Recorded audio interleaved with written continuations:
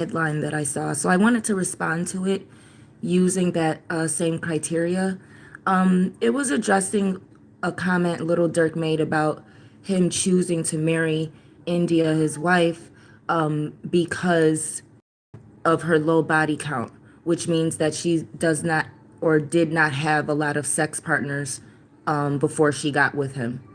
And that does also include like cheating and stuff. So I don't want to just say before she got with him, but low body count in general just means a person who has not had a lot of sex partners. Now we know the ancient, more traditional definition of virgin meant a female who had not given birth yet, not necessarily a woman who was abstaining from sex, but a woman or a female who was abstaining from pregnancy. So that is a more occult or esoteric definition of virginity that is less religious, a little more indigenous. When you deal with the aspect of hunting or a woman who is free or younger or sometimes it's not always that virgin phase where the female is more active and she's learning different activities, like hunting and gathering and things that are physically rigorous. The virgin phase can also be considered the maiden phase in more European lore, because that maiden phase signifies a lady in waiting, and it signifies the state of a woman or a younger girl learning the duties of motherhood and being a wife, before she is actually chosen. And she's going through that initiation process to become a suitable wife by learning those duties by assisting a mother or a married woman. So that would be the definition of a maiden. It's different than a virgin, because a virgin is just dealing with her sexual activity, whereas maiden, the root word of maiden is maid. So maiden specifically deals with lady in waiting is dealing with court, and a lady in waiting signifies she is royalty or she is aristocracy.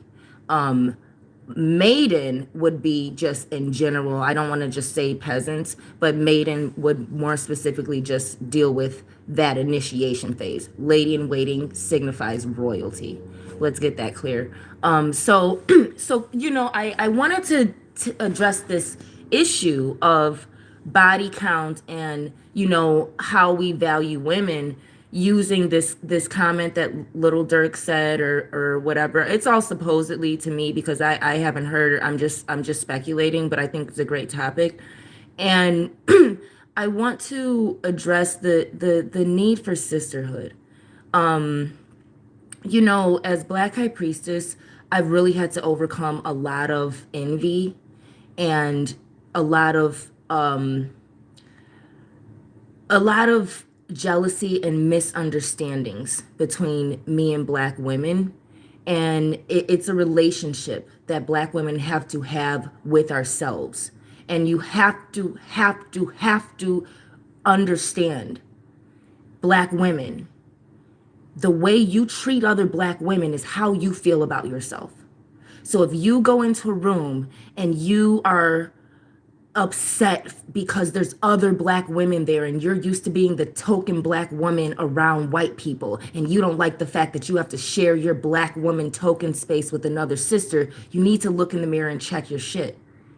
You need to go into that room and be happy that there's another Black woman. Show her sisterhood. And if she's not on that sisterhood vibration, at least you did your part, and you're vibrating with the most high energy, where you understand we're still under attack in more subtle ways now than ever. Racism has become so subtle, it's almost undetectable, because we have all of these things addressing it and appropriating it and erasing it when it's still there.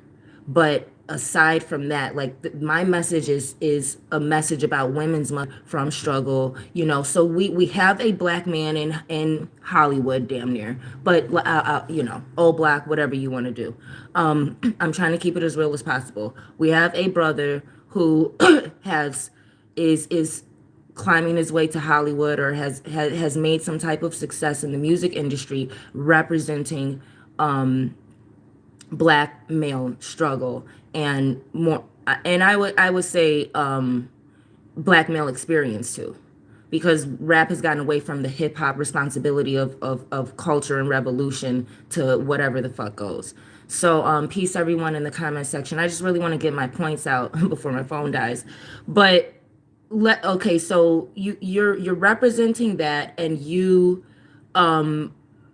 he's making the comment about, I chose my woman because she has a low body count.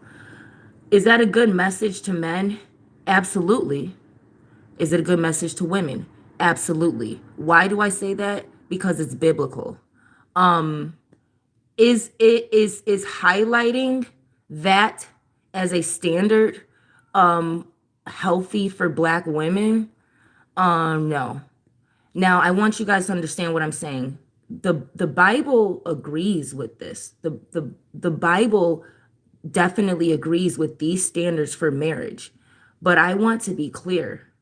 When we get to making comments like supposedly India made, again, I'm speculating, about, or in backlash, in remark to people maybe ridiculing that because they couldn't meet that standard or they didn't agree with it. If she made a remark, saying, I got my man, get your own, something to that effect, I can definitely understand the need to defend yourself as a black woman against the crab in the bucket that our race is of unwed baby mamas, black women who can't find a husband, can't, no matter how qualified you are, you're still black, and all the things we have to deal with. So I understand the need for black women who have made some type of success in the romance realm or anywhere, any type of success, defending that. But I want to address how, even though this standard is biblical, the way we talk to each other as women and as black people, we need to be careful of that. And during Women's Month, when you're making that comment, when the reality of it is you probably chose your wife not because she had a low body count, which is completely objectifying a woman. To sit there and say, I married her, although you've probably had sex with several other women and your body count is probably higher than hers, but you chose to elevate her above the other women that you stuck your dick in and disrespected because she saved herself. So now, sweetie, or India, and I don't want to talk to her because I'm not talking about them. I don't care about them.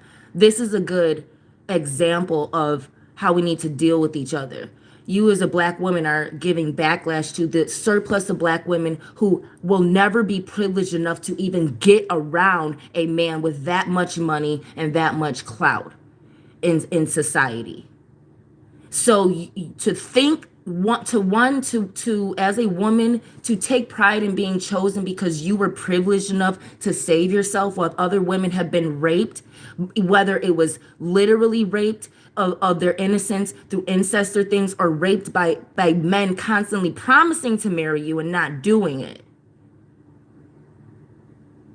because you didn't wait till he married you.